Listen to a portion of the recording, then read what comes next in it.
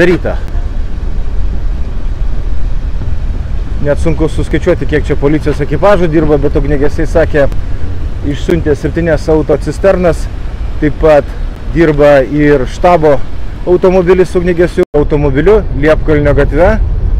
Jinai yra uždaryta, nors svarstoma liktai, kad artimiausiai metu jį galėtų būti ir atidaryta.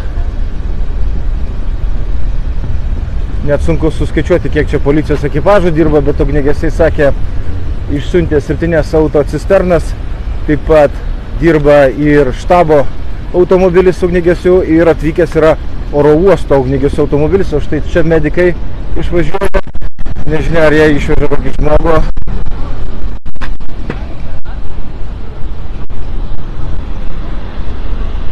Ir čia yra mano minėtas štabas ugniagesių.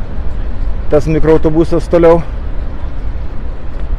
Iš čia yra koordinuojami visi gelbėjimo operacijos veiksmai, nes daug ugniagesių skyrių dirba vietoje.